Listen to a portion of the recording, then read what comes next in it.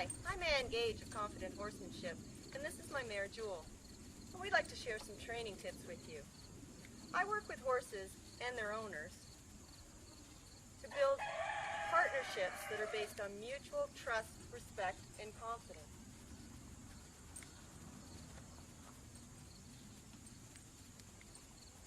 And even if you already have a great relationship with your horse, there's some things you can change in your behavior that'll make it even better.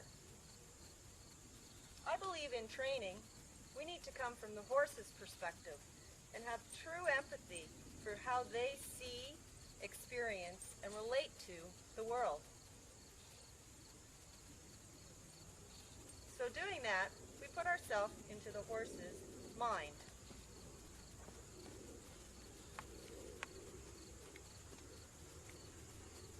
We incorporate an understanding of their body language, their psychology, and their herd dynamics.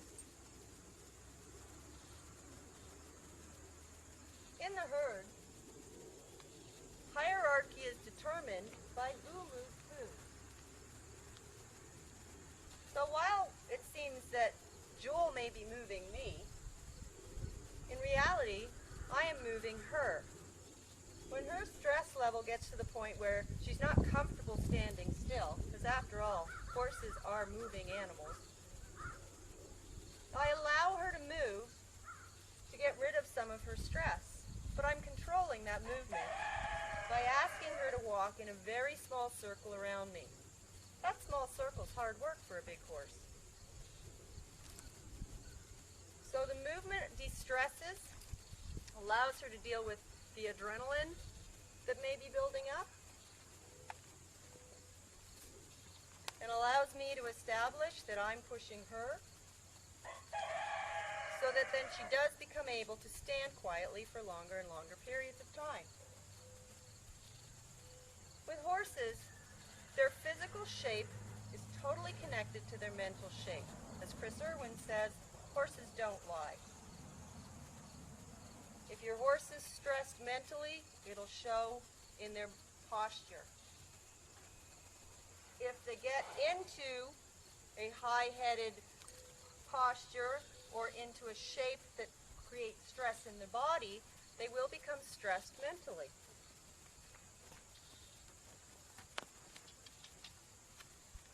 So developing an awareness for really reading how your horse is feeling physically and mentally is integral to training in order to build mutual trust, respect, and confidence.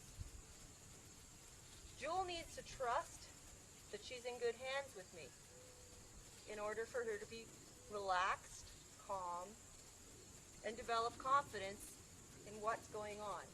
Because what we ask of horses is not natural.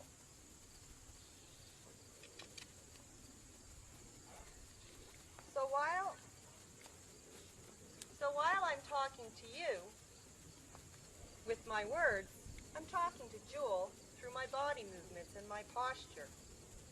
This whip in my hand is not for beating her, but it extends my reach and can make me take a closer shape, that horizontal shape of a horse, as opposed to the vertical shape of a human.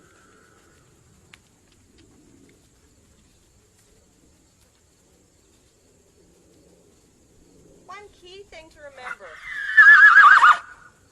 when working with horses, that one tip that can greatly improve any relationship with any horse, or how a horse feels about having you around them, is simply to put no pressure into this no-go zone, the head and neck space. There's a zone that comes out about 45 degrees angle from the point of the shoulder, about where my whip is right now, just around in front of the nose, and then the same place on the other side. You notice I'm standing up around Jewel's head, but my core is off. Sort of like the energy is running backwards, away from her head. And this allows her to be comfortable with me being in this close to her head. when she pops her head up because she just heard a horse call from the barn, I can ask her to come into a different shape simply by using different buttons on her body. And these buttons already make sense to the horse. They use them to communicate with each other in the herd. So you'll see me at times putting my hand to the girth area. That's the bend button. And if Jewel will give to that and move her ribs away from that pressure instead of pushing into it, you'll notice she drops her head and bends slightly around me. And as she does that, my shape invites that bend.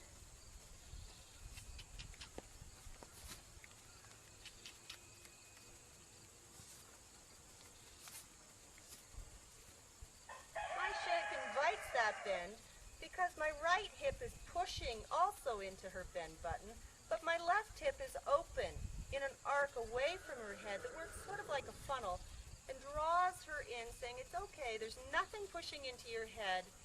You can bring your head into my space.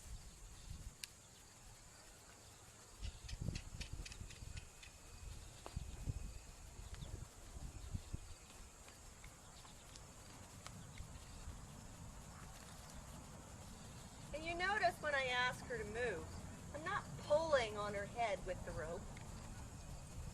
I'm reaching back with the whip to her flank, because that's where horses tell each other to go.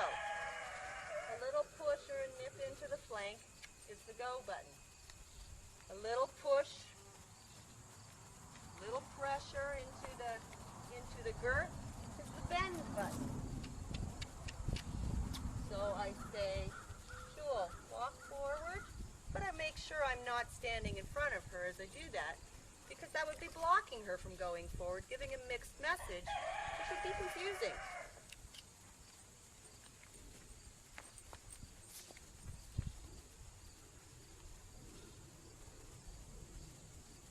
So here I'm standing close to her head with my core off. My rope has contact, not to pull her head back to me if she decides to leave, just to block it from leaving.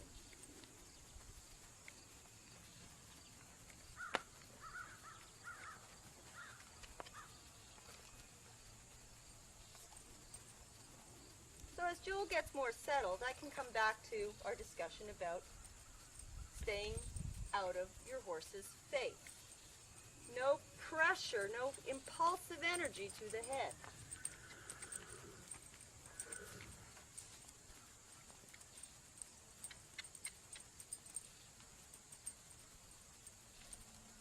So my core is off, my hip closest to the head will be open. I'm a little ahead of her right now, so my right hip is open. As she pushes past me, I'm going to push her around, asking her to stop again. The flies are a little bad today, which doesn't help. Now if I switch my hips here while I'm in by her head, let's just see what happens. Do you notice her looking away? Very far away. Now I'm going to open my hip again.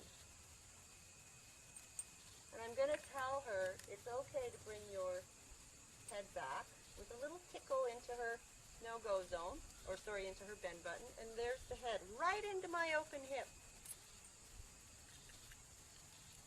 Now Jewel is a little nervous type. She does have some head issues that we've been working on.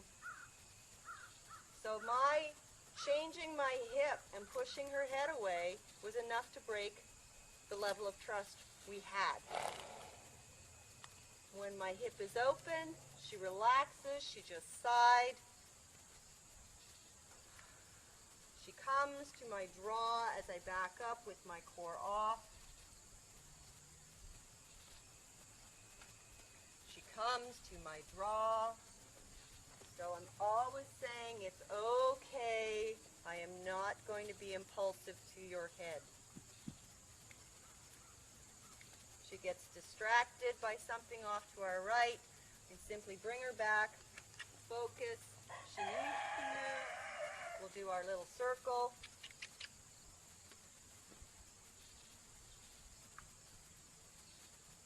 Until we're standing quiet more focused.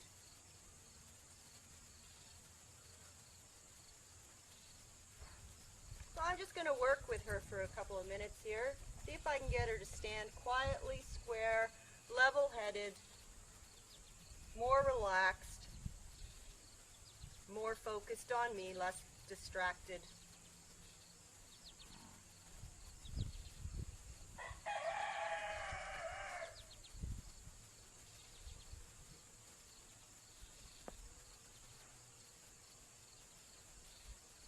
You notice my pushes are going to her body, while I'm very careful not to be pushing any impulsive energy into her head or her neck.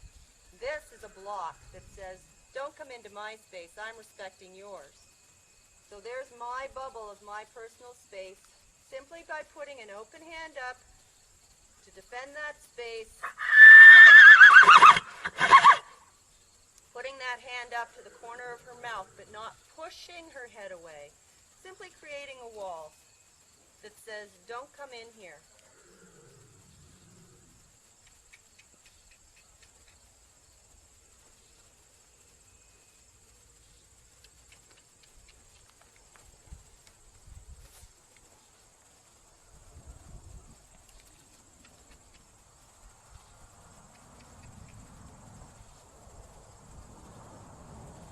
And there we have square. She's a little bit at an angle to the camera, but her front feet are square. Her neck is coming more to level. And this is where I would come in and say, good girl. I don't want to go in and assume to rub her face right now. This horse is a little bit head shy, and that's her personal space.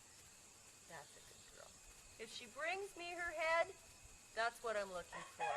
She's giving me her vulnerable area, showing some level of trust has been established. Doesn't mean it's completely 100% there, and I can't damage that again by making a mistake. But we've made a start. And that's where it begins. Building mutual trust and respect and confidence through mutual understanding, empathetic training, understanding the horse's perspective. Good girl. If you want more information or have any training questions, visit my website, annegage.com, and go to my Ask Ann page. We'll see you in the next video.